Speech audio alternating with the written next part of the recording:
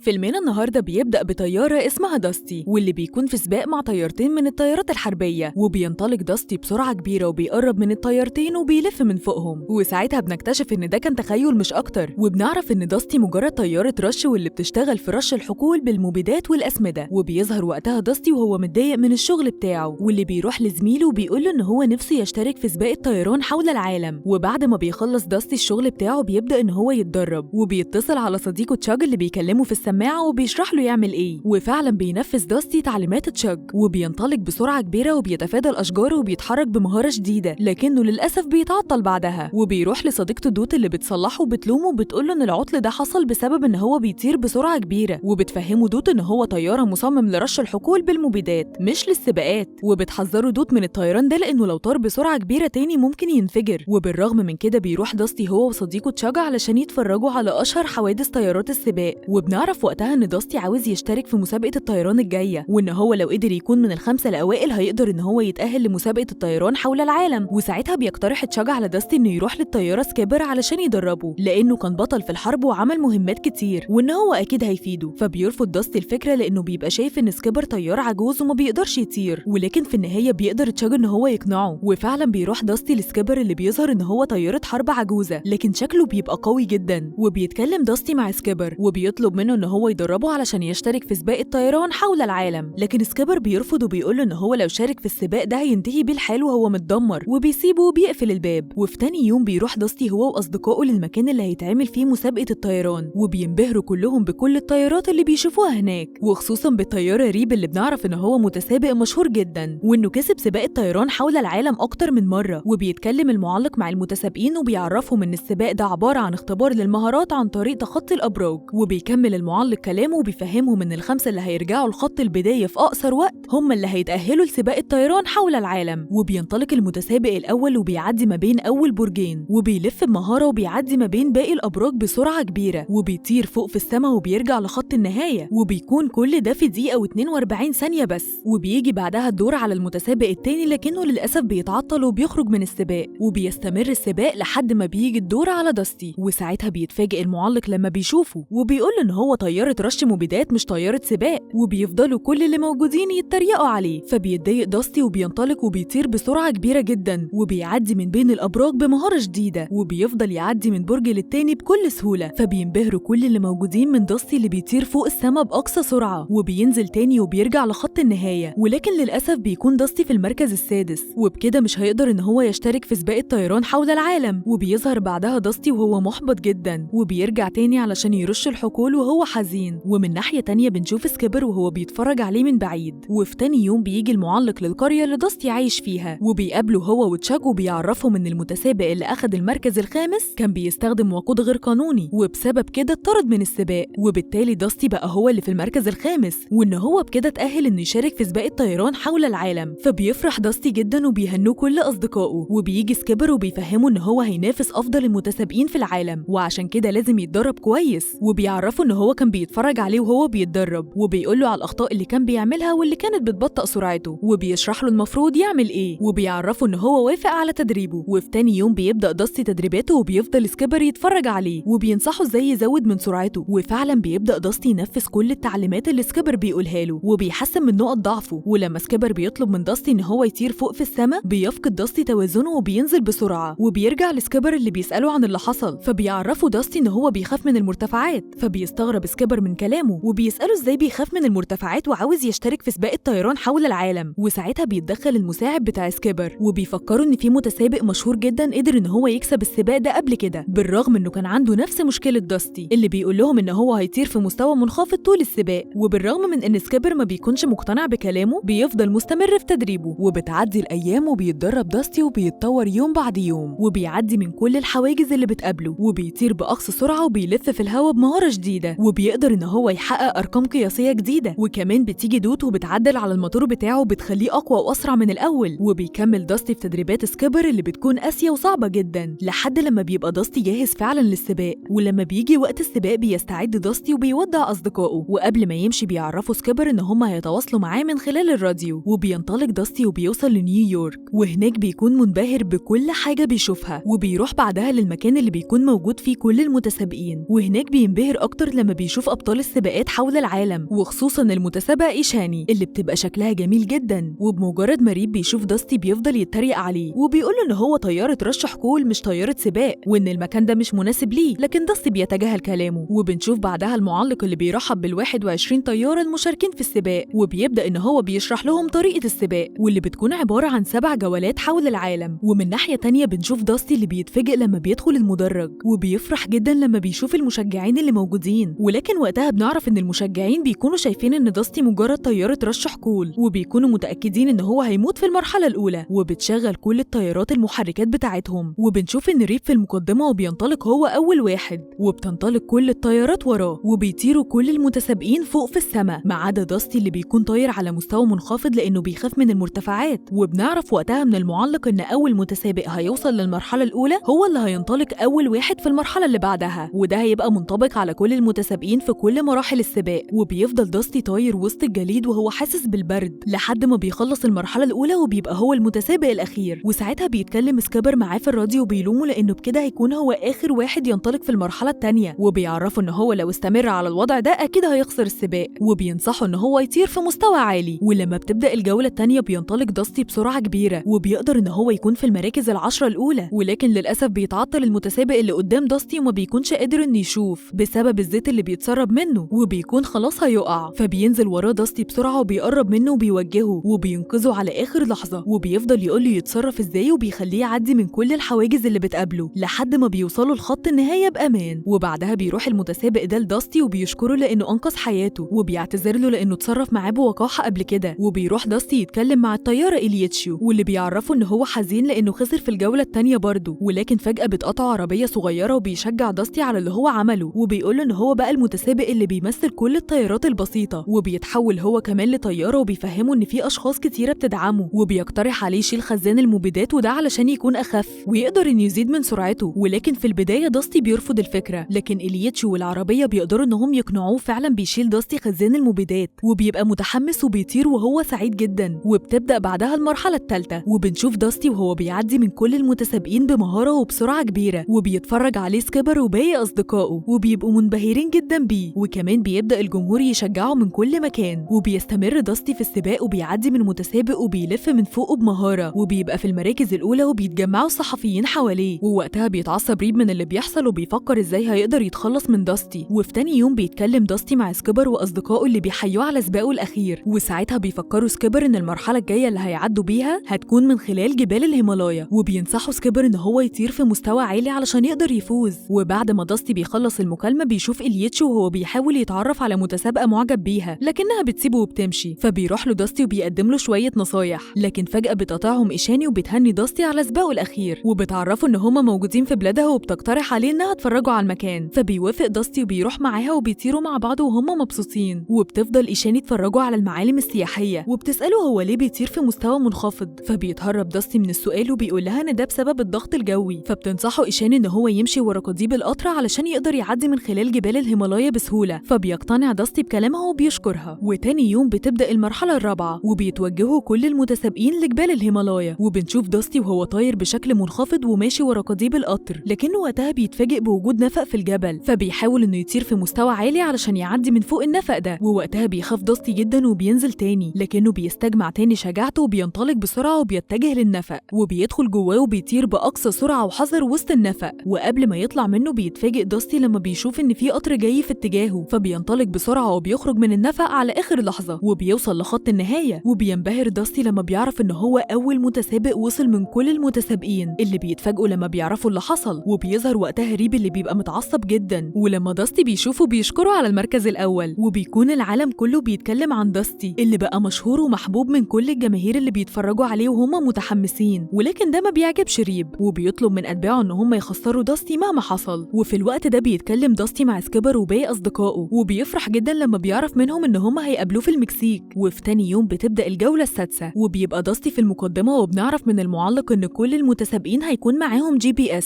علشان يقدروا يعدوا من المحيط. وبنشوف أتباع ريب وهم بيقربوا من داستي وبيهاجموه وبيكسروا الGPS بتاعه وبيهربوا. وبيظهر وقتها داستي وهو مش عارف يمشي ازاي، وبيترعب أكتر لما بيعرف إن الوقود بتاعه قرب يخلص منه، ولكنه بعدها بيتفاجئ بوجود طيارتين حربيتين حواليه واللي بيفهموه إن هو بعيد جدا عن مسار السباق السباق، فبيشرح لهم داستي اللي حصل معاه وإن الجي بي اس بتاعه ضاع وكمان الوقود هيخلص منه، فبياخدوه الطيارتين دول لحاملة الطيارات الحربية، وبيستعد داستي وبيقدر إن هو ينزل بأمان وبيروح مع الطيارتين علشان يحطوا وقود. وبينبهر داستي لما بيشوف حائط الأبطال، وبيستغرب لما بيشوف صورة سكيبر متعلقة، وبيعرف إن هو عمل مهمة واحدة بس. فبيتواصل داستي معاه وهو بيحط الوقود وبيعرفه اللي حصل، وبيسأله هو ليه مفهمهم إن هو بطل وإن هو في الحقيقة ما عملش غير مهمة واحدة بس. فبيتجاهل سكيبر كلامه وبيقوله إن هو بعيد عن مسار السباق ولازم ينطلق بسرعة قبل العاصفة. وفعلا بيستعد داستي وبيودع كل اللي على حاملة الطيارات وبينطلق بسرعة كبيرة وبيرجع علشان يكمل السباق. وفي المكسيك بيكونوا كل المتسابقين مستغربين من سبب اختفاء داستي وبيتوقعوا إن هو غرق في المحيط، ومن ناحية تانية بيكون داستي طاير فوق المحيط بمستوى منخفض وبيفكر في السبب اللي خلى سكيبر يكذب عليهم، وبيكون متشتت جدا لأن العاصفة قوية والأمواج عالية وما بيقدرش داستي إن هو يطير بانتظام، ولسوء الحظ بيخبط في موجة وبيتعطل. وبيطلب داستي استغاثة بسرعة لكنه في النهاية بيقع في المحيط وما بيكونش قادر إنه يخرج. وعلى آخر لحظة بيوصلوا فريق الإنقاذ ويخرجوه من المحيط بطيارة هليكوبتر وبيودوه للمكسيك، وهناك بيستقبلوا سكيبر وباقي أصدقائه وهم متضايقين من اللي حصل له. ولما دود بتتفحصه بتعرفه إن الهيكل بتاعه اتدمر بالكامل وإن هو بكده مش هيقدر يكمل السباق. فبيحزن داستي جدا وبيسأل سكيبر هو ليه كان بيكذب عليهم ومفهمهم إن هو عمل مهام كتير. فبيبدأ سكيبر يحكي له إن هو كان قائد سرب من الطيارات الحربية، وفي يوم من الأيام هاجمهم أسطول بحري وقدر إنه يدمر كل الطيارات ما عدا سكيبر، هو الوحيد اللي فضل عايش. وبيفهمه إن ده السبب اللي ما خلاهوش يطير تاني وبيعتذر له لأنه كذب عليه. فبيتأثر داستي بكلامه وبيسيبه وبيمشي. وبعد شوية بيروح إلياتشو وبيقدم أجنحة لداستي وبيعرفه إن الأجنحة دي هتساعده على الطيران، وبيبدأوا كل المتسابقين يقدموا له قطع من قطع الصيانة علشان يرجع زي الأول. وبتيجي إيشاني وبتديله مروحة جديدة ومتطورة بدل المروحة بتاعته اللي اتدمرت، فبيفرح داستي جدا وبيشكرهم كلهم. وبتبدأ دود في تصليح داستي وبيتغير له كل الأجزاء اللي اتدمرت. وفي تاني يوم بينبهروا كل اللي في الحلبة لما بيشوفوا داستي اللي بيبقى شكله اتغير عن الأول بكتير، وبيتعصب ريب لما بيشوفه وبيروح يقوله إن هو مجرد طيارة رش حقول وإن هو مستحيل يتغلب عليه. لكن داستي بيتجاهل كلامه وبيعرفه إن هو بيقول كده لأنه خايف منه وبيسيبه وبيمشي. فبيقول ريب لأتباعه إن هم لازم يتخلصوا منه، وفي الوقت ده بيكون سكيبر سامعهم. وبتبدأ المرحلة الأخيرة وبنشوف المتسابقين وهم بينطلقوا على حسب الترتيب اللي وصلوا بيه. أما داستي فبيبقى في النهاية وكمان بيكون فاضل له وقت معين على ميعاد الانطلاق، وبمجرد ما الوقت بيخلص بينطلق بسرعة كبيرة وبيقرب من المتسابقين وبيعدي منهم واحد ورا التاني، وبعد مدة بيقدر يكون في المركز التاني ورا ريب. وساعتها بيقربوا أتباع ريب من داستي وبيتريقوا عليه، وبيقرب ريب من داستي وبيدوس عليه علشان يعطله. وعلى آخر لحظة بيتدخل سكيبر وبيهاجمهم وبيطلب من داستي إن هو يتولى أمر الطيارتين وإن هو هيشتت ريب. فبيتشجع داستي وبيكون فرحان جدا لأن سكيبر رجع يطير من تاني، وبينطلق داستي وبيطير بمهارة علشان يهرب من الطيارتين، وبينطلق بأقصى سرعة وبيلف بمهارة شديدة وبيشتت الطيارتين وبيخليهم يخبطوا في الصخور. وفي الوقت ده بيظهر ريب وهو بيطارد سكيبر وبيهاجمه، وبيقدر فعلا إنه يكسر جزء من ديله وبينطلق بسرعة. فبيروح داستي لسكيبر اللي بيطمنه وبيطلب منه يكسب السباق. فبينطلق داستي بسرعة وبيقرب من ريب وبيحاول يوصله، لكن ريب بيطير بسرعة وبيبعد عنه. فبيبص داستي للسما وبيفتكر تدريبات سكيبر وبينطلق وبيطير فوق في السما وبيستجمع شجاعته وبيتغلب على خوفه وبيطير فوق السحاب وهو متحمس ومبسوط جدا. وبيبص على ريب وبينزل من فوق بسرعة كبيرة جدا وبيوصل لمكان نهاية المرحلة الأخيرة، وبيقرب من ريب وبيلف حواليه وبيعدي منه وبيكسب السباق على آخر لحظة. وبيتفاجئ الجمهور كله من فوز داستي على ريب وبيبقوا فرحانين جدا، وكمان بيوصلوا كل المتسابقين لخط النهاية وبيحيوا داستي على المركز الأول. وبيشكر داستي أصدقائه لأنه ما كانش هيقدر يوصل للي وصله من غيرهم. وبيروح داستي لسكيبر وبيشكره على كل حاجة عملها علشانه وبيحيوهم كل اللي موجودين. أما ريب فبيتعطل وبيكون متعصب جدا لأنه خسر السباق قدام طيارة رش حقول. وأخيرا بنشوف داستي اللي بيكون غير شكله هو وسكيبر وبيفضلوا يتدربوا سوا على حمالة الطيارات. وفي النهاية بيقدر داستي إنه يثبت إنه أفضل طيارة سباق في العالم بعد ما قدر أخيرا إنه يحقق حلمه. الملخص ده بصوت هايدي مصطفى وكتبه ومنتجه باسم أحمد. وما تنسوش تعملوا لنا سبسكرايب على قناة موفي ستوري على اليوتيوب. وبس كده، سلام.